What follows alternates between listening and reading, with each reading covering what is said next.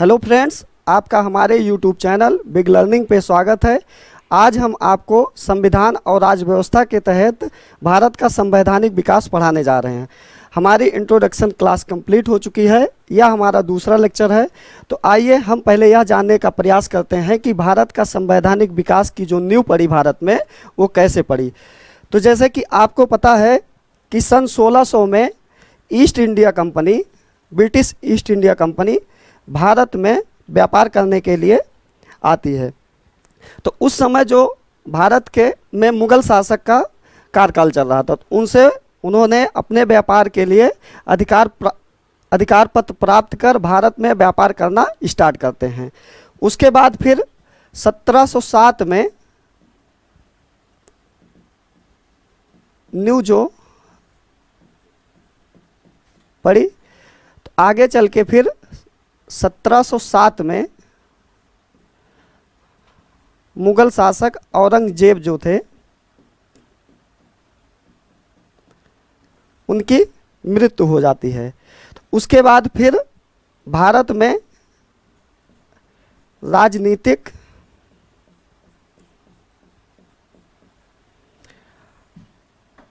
अस्थिरता का भाव पैदा हो जाता है और कई क्षेत्रीय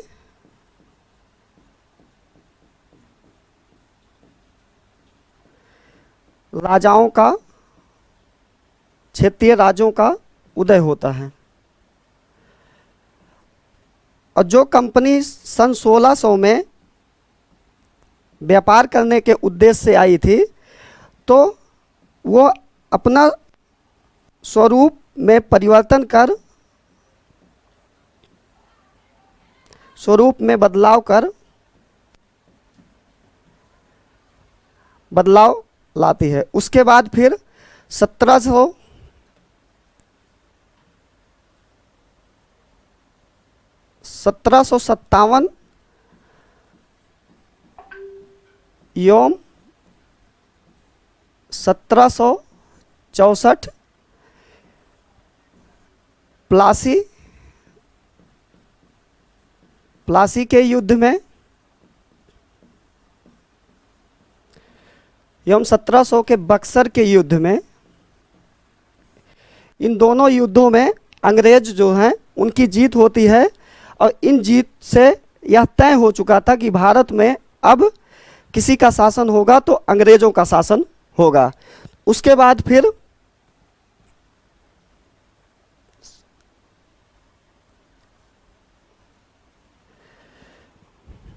इन दोनों युद्धों को जीतने के बाद कंपनी अपने अंदर जो व्यापार के भावना से भारत में आई थी, वो अब शासन की तरफ अग्रसर हो गई। यानी कि जो कंपनी 1600 में आई थी, उसने अपना स्वरूप बदलकर अब वो भारत में शासन की तरफ अपना रुख करती है। इन दोनों 1757 और 1764 के युद्ध को जीतने के बाद, उसके बाद फिर इन्होंने भारत में संसाधनों को, भारत के संसाधनों को लूटना प्रारंभ करते हैं और साथ ही साथ भ्रष्टाचार बड़े पैमाने पर इन्होंने करना स्टार्ट किया। उसके बाद इन्होंने अपनी खुद की सेना भी इन्होंने तैयार की। अपनी खुद की सेना भी तैयार कर ली। तो जैसा कि मतलब जो कंपनी आई थी व्यापार करने के माध्यम से, फिर उन्होंने भारत में शासन करने के उद्देश्य से आगे बढ़ा। उसके बाद फिर जब यह समाचार ब्रिटेन में पहुंचा, तो ब्रिटिश जो गवर्नमेंट थी, उन्होंने अपने संप्रभुता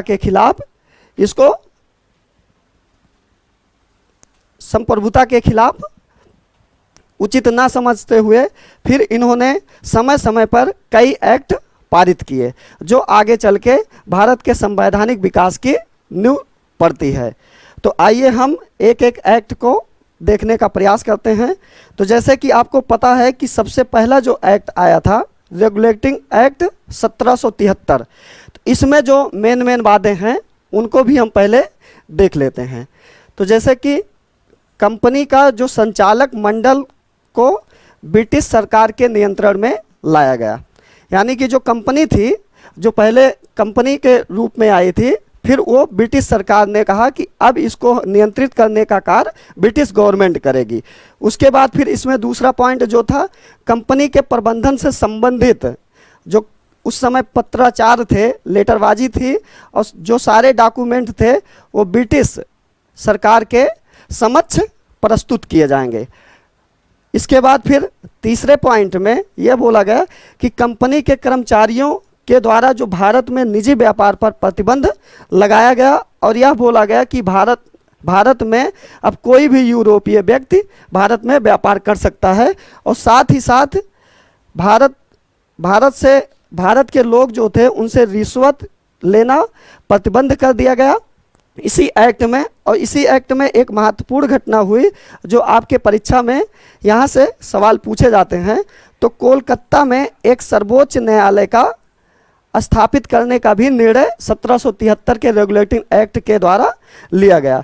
इसमें कुल 4 न्यायाधीश थे, जिसमें से एक मुख्य न्यायाधीश थे और 3 अन्य न्यायाधीश थे। जो उस समय मुख्य न्यायाधीश बनाए गए वो थे एलिजा यम्पे।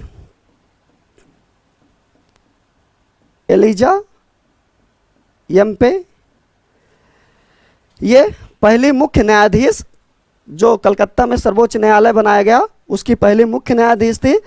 और साथ ही साथ ये भी कहा गया ब्रिटिश गवर्नमेंट के द्वारा कि कंपनी को 20 साल के लिए व्यापार करने के लिए अधिकार दिया जा रहा है। उसके बाद फिर इसमें और क्या मुख्य बातें हैं, तो इसमें जो थी कंपनी को चलाने के लिए 2 संस्थाओं का निर्माण भी किया गया। जो पहली संस्था थी उसे कोर्ट ऑफ प्रोप्राइटर बोलते हैं, जिसे निवेशक समूह भी कहते थे, और दूसरा जो था वो कोर्ट ऑफ डायरेक्टर था, जिसमें कुल 24 लोग थे। उसके बाद फिर इसी अधिनियम में यानी 1773 के रेगुलेटिंग एक्ट में ही जो 7वां पॉइंट था, इस अधिनियम द्वारा बंगाल के गवर्नर को बंगाल का गवर्नर जनरल पद नाम दे दिया गया एवं उसकी सहायता के लिए एक 4 सदस्यीय कार्यकारी परिषद का गठन किया गया। और जो पहले गवर्नर बने वो थे वारेन हेस्टिंग। यहाँ से भी आपसे परीक्षा में सवाल पूछे जाते हैं। उसके बाद फिर लास्ट में इसके द्वारा मद्रास एवं मुंबई के गवर्नर को बंगाल के गवर्नर जनरल के अधीन हो गए, जबकि सबसे पहले जो प्रेसिडेंसिया थी ये एक दूसरे से अलग थी। इसका तात्पर्य ये था कि जैसे पूरे भारत में पूरा जो भारत था हमारा, उस समय 3 प्रेसिडेंसिया थी। एक बंगाल की थी, उसके बाद फिर मुंबई थी, और तीसरा जो मद्रास था। यानी कि बंगाल का जो गवर्नर जनरल था और मुंबई के जो जनरल थे उनको इस बंगाल के गवर्नर जनरल के अधीन कर दिया गया। यानी कि अब सारी शक्तियां जो थी वो बंगाल के गवर्नर जनरल यानी वारेन हेस्टिंग के अंदर समाहित कर दी गई।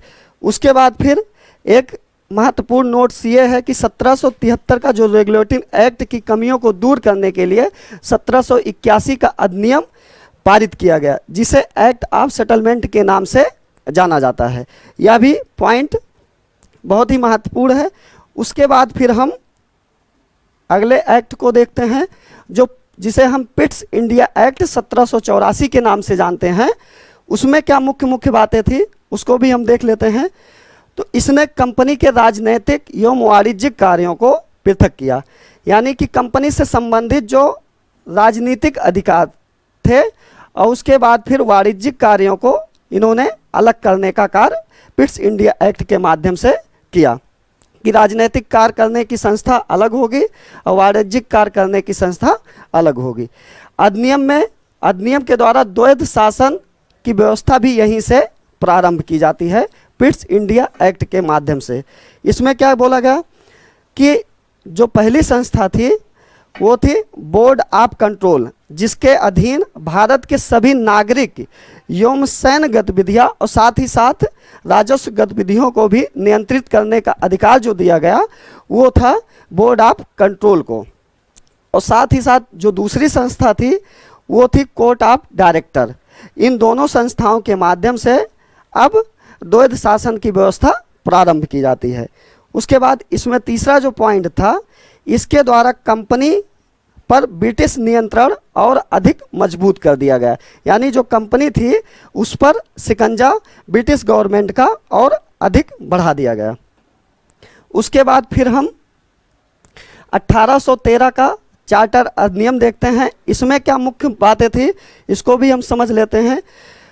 तो जो व्यापारिक एकाधिकार था, जैसे कि 1600 में जो कंपनी आई थी उस समय उसको व्यापार करने की सारी छूट दे दी गई थी ब्रिटिश गवर्नमेंट के द्वारा कि आप कुछ भी व्यापार कर सकते हैं।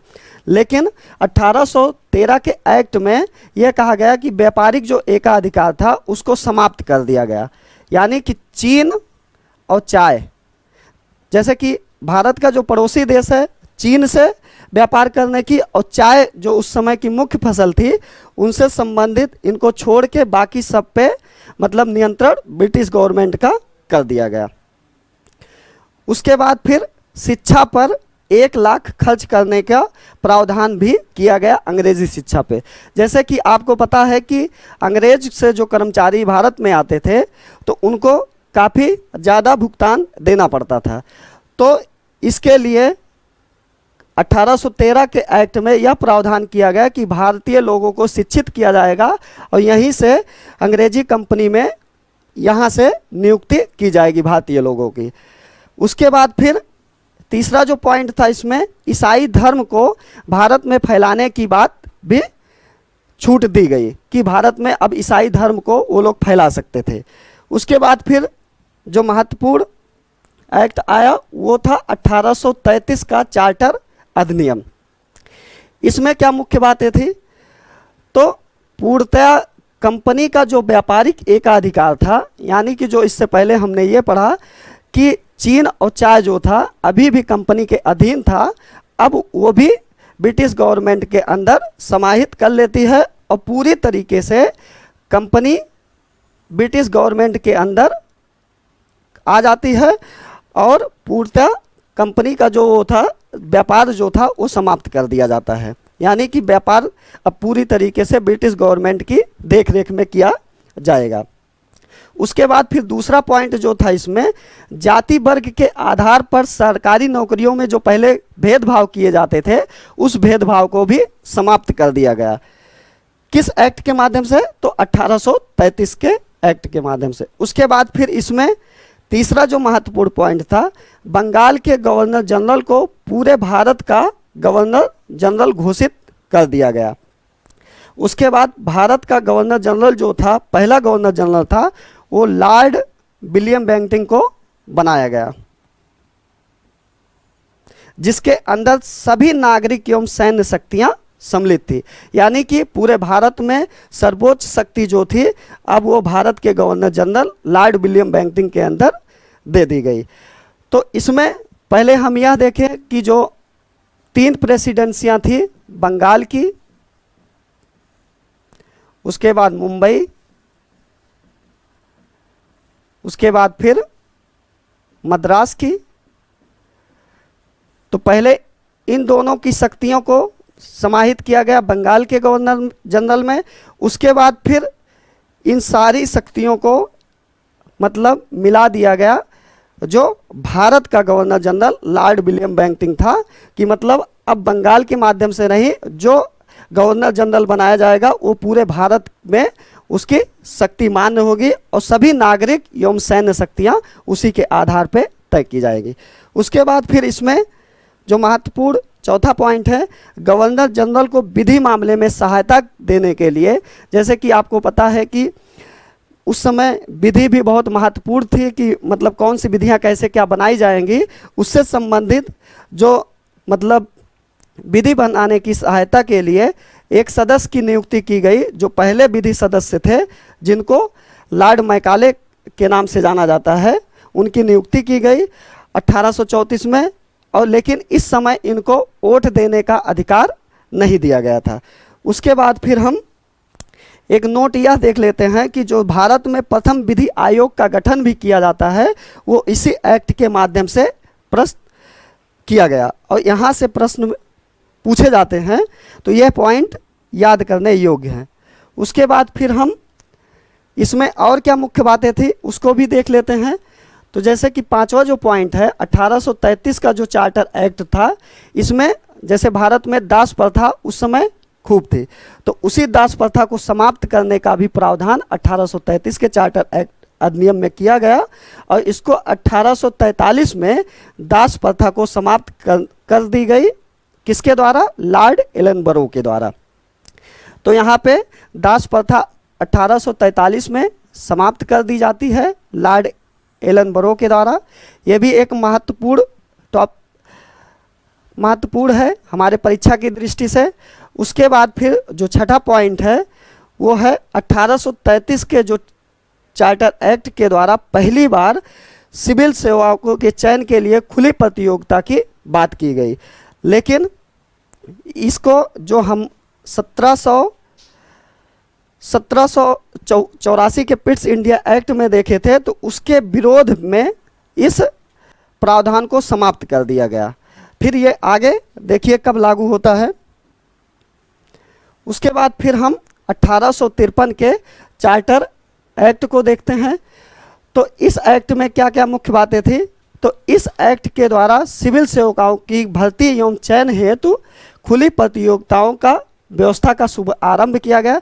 यानी जो 1833 में जो सिविल सेवकों की भर्ती के लिए बात की गई थी उस समय उसको रद्द किया गया, लेकिन 1853 के चार्टर एक्ट में सिविल सेवाओं की भर्ती के लिए खुली प्रतियोगिता की व्यवस्था को स्वीकार किया गया।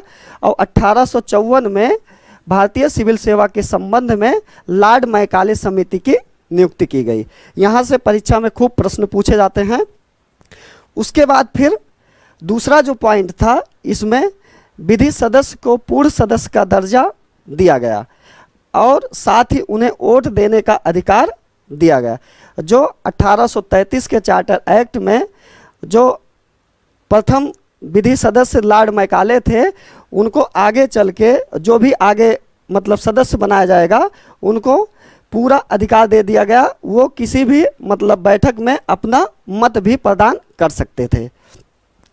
उसके बाद फिर इसने प्रथम बार भारतीय केंद्रीय विधान परिषद में स्थानीय प्रतिनिधित्व का प्रारंभ किया, बंगाल, मद्रास, मुंबई एवं आगरा में। जैसे कि आज हम देखते हैं सेंट्रल गवर्नमेंट के, जैसे भारत में जो शासन का स्वरूप है केंद्र सरकार है, उसके बाद फिर राज्य सरकार है अभी वर्तमान की स्थिति में, और स्थानीय सरकार का भी स्वरूप देखा जाता है। तो ऐसे उस समय अंग्रेजों के समय 1853 एक्ट के माध्यम से जो केंद्रीय विधानसभा थी, मतलब जो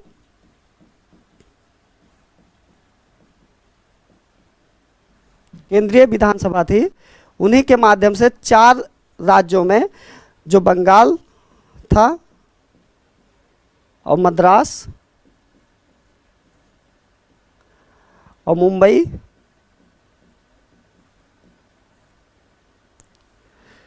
एवं आगरा में स्थानीय प्रतिनिधित्व का प्रारंभ किया गया। उसके बाद फिर आगे एक नोट है, 1857 के विद्रोह के लिए कंपनी की नीतियों और कुशासन को जिम्मेदार ठहराया गया और नए सिरे से भारत के शासन के प्रबंध के लिए भारत शासन अधिनियम 1858 पारित किया। जैसा कि 1857 में जो विद्रोह हुआ, जिसे प्रथम स्वतंत्रता संग्राम भी बोलते हैं और सिपाही विद्रोह भी बोलते हैं, तो उस समय कंपनी में जो कंपनी थी उसमें इतना भ्रष्टाचार कुशासन बड़े पैमाने पे हो गया था कि 1857 की विद्रोह के बाद पूरी तरीके से कंपनी जो थी, कंपनी का शासन छीन लिया जाता है और पूरी तरीके से भारत में ब्रिटिश गवर्नमेंट के अधीन पूरी शासन व्यवस्था कायम की जाती है। तो इससे आगे की जो मतलब एक्ट्स हैं उनको हम अपनी नेक्स्ट क्लास में देखेंगे। आपको हमारा यह वीडियो कैसा लगा कृपया कमेंट बॉक्स में अपनी प्रतिक्रिया जरूर दें। Thank you.